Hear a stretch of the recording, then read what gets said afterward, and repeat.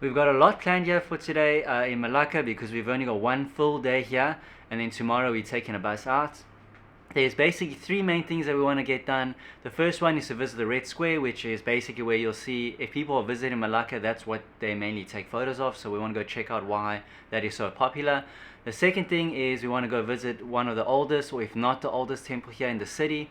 And the third thing is Jonker Street. Apparently Malacca is well known for their food, and you cannot find it elsewhere in Southeast Asia. I don't know about the legitimacy of that, but that one sentence is what dragged Nick and I here to Malacca to try the food. So totally excited for that. So what else do we have planned? the other things that we got planned is basically just to walk around the city and see if it's as beautiful as people say it is. And I guess today the main question that we want to answer for this vlog is whether it'll be worthwhile for you guys to take a trip here to Malacca if you guys are going from Singapore to KL, whether it's worthwhile to stop by, or even if it's worthwhile to stop by if you're already in KL to take a day trip here. So I think that's the main question we want to answer today for you guys. In the 14th century, Malacca put its name on the map by being one of the strategic locations for the spice trade, and it used to trade with countries such as India, Japan, China, South Africa, and even some Arab countries. And then in 1511, Malacca was actually, the city was captured by the Portuguese, then later taken by the Dutch, and then there's Vienna and French, and there's a whole bunch of other things in between.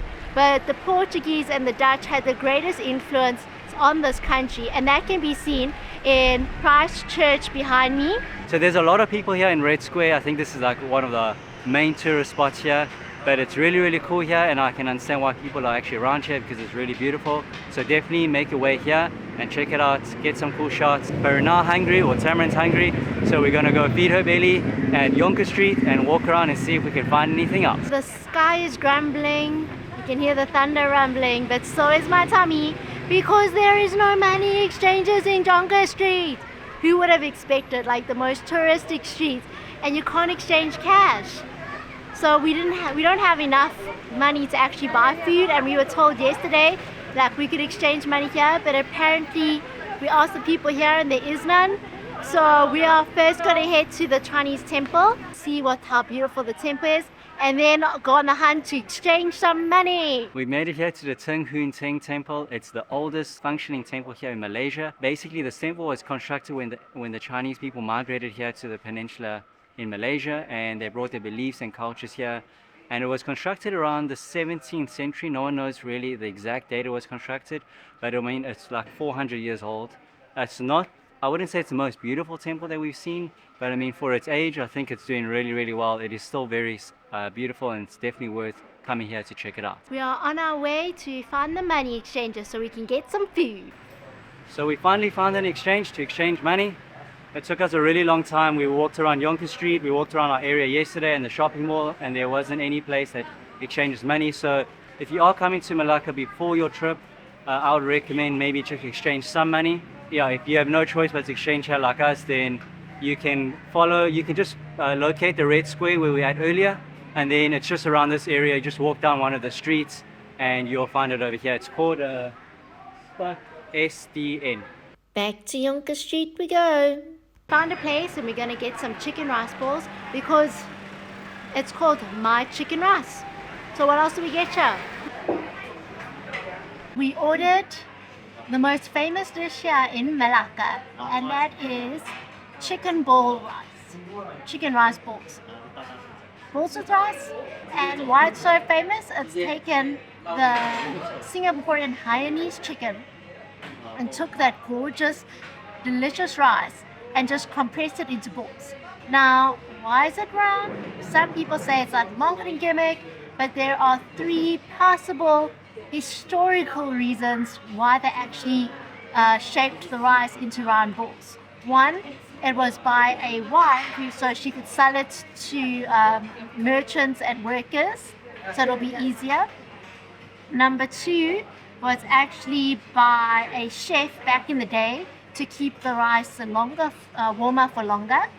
And number three was actually by a peddler so that he could transport it easily because he compacted and compressed the rice into smaller balls. So no one knows which one is true, but we just get to enjoy the fruits of their creative labor.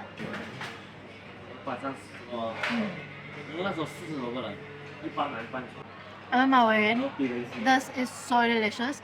I'm like, there's like this a little bit of ginger and garlic and the saltiness of the soy sauce, and it's like so, it tastes like the glutinous how it's like stacked together.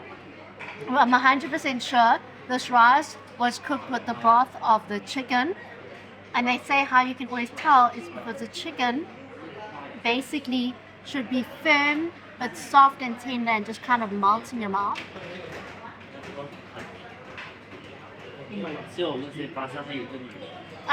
This chicken was served cold. I don't know if that's typical or not, but for sure it is tender. It's very delicious. We finished off with round 1, and now we headed to our next stall for round 2. That was really, really good chicken and rice. I think that was even better than what we had in Singapore. The rice was a lot more flavorful. So yeah, I think Chinese rice, you got some stiff competition. That plate costed us, I think it was 8.5 ringgit, which is about $2.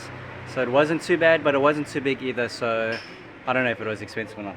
I think it was not too bad actually. We found our second restaurant. It was just literally across the road. It's called Jonker 88, and they're supposed to be well known for their laksa. And this laksa is supposed to be more different to the Singaporean laksa. I heard it's got like a little bit more of like a sourishness to it, but we're gonna try for ourselves. So we got the asam laksa, and it was 10.50 ringgit plus. So altogether with services and fees, it came to 11.13 ringgit. But it is a massive bowl. We've got inside here cucumber, prawn, tofu, half a boiled egg, noodles, and obviously the laksa soup. So normally the laksa is decided by the quality of the broth. I'm going to give that a try.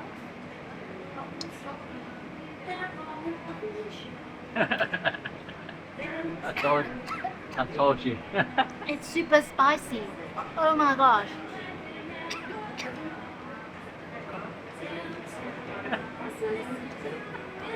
It's going to be a tough call, but we're going to try finish this.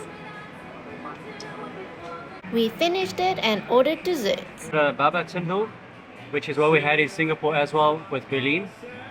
Shaved, I think it's just shaved ice with palm sugar, and the green stuff is actually glutinous green rice flour. It's kind of like a jelly.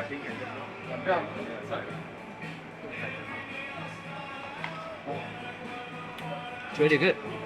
It tastes, palm sugar is quite strong, so I think we need to mix it in. But it tastes like the one that we had in Singapore. I think this one actually tastes a little bit better. The flavor is a lot stronger and more enhanced. We've just finished eating the really spicy laksa. I think we actually ordered the spicy one. That's the reason why it was so spicy. Other than that, I think the tindul was my favorite because it cooled down my palate after the soup. I don't even think I had that many spoons. I think I gave the rest to Tamz. We're now on our way to look for our fourth dish. But we're going to go to a hawker center because we feel like on Jonker Street everything's a lot pricier than we actually thought it would be. Maybe if we find a hawker store where the locals dine, that will be where you'll actually get the real pricing in Malaysia. Because we were told by our friends that Malaysia should be about 50% cheaper than Singapore. But right now, the prices that we're paying, we feel like it's the same, if not more than Singapore. And the portions are way smaller than Singapore. So hopefully the hawker stand will be a lot cheaper, but we'll let you guys know once we get there. We got some jelly because it looks really, really cool. Is 8 ringgit for this, and each one apparently its own different little flavor. So we're going to give it a try, and this one starting is strawberry, and the rest of them we have no idea. It's like firm jelly. You know those Asian jelly cups you get? There's like little jars and then you'd pop the jelly into your mouth. It's that type of jelly. Otherwise that is not bad, but I wouldn't put it at the top of my list. The jelly actually tastes quite good. I don't think it tastes that bad. I mean, each flavor is quite good. I don't know what Tamz is talking about. We're now off to the hawker market. Ice cream. So the hawker center was closed, but we settled for some ice cream to wrap up our meals, and now we're gonna head home. After finishing the ice cream, we walked like 2 meters, and then we found another store that sold some food that Taryn's been wanting, which is dim sum and chicken feet. Yeah, and this restaurant is located on just next to the Jonker hawker center. So if it is good, we'll let you guys know, and then you guys can come and try it out here. The dishes are quite reasonably priced. Each dish is like 4 ringgit, which is like 80 to 90 cents dollars. So over here we've got some dim sum, which has some pork meat, and it looks like it's got fish eggs raw in it. We've got some prawn with a glutinous rice skin, and it's also got some pork meat inside. Here we've got some pork with a black bean sauce, and this is chicken feet. I don't know how this one's normally done. I normally get it with it comes in like a red sticky sauce. So I haven't tried this one before, but it should be good. The chicken feet is so delicious. They've used like a ginger-based broth, and they've cooked it long enough so that the meat is like tender and it just falls off the bone. Sometimes when they don't cook it long enough, like the skin is like chewy. But this one is really delicious, and the flavor, oh my gosh. I think I know why Malacca is so well spoken of, and they say many of the dishes come out from Malacca. It's just because the way they just put in the flavor, they're not snoop with the seasoning, just the flavors are all beautiful. We're on our way back because we just got our takeaway. It's highly unlikely there'll be any more stops. It'd have to be really, really like tempting for us, but we'll see. With us, you never know. Otherwise, let's head back home.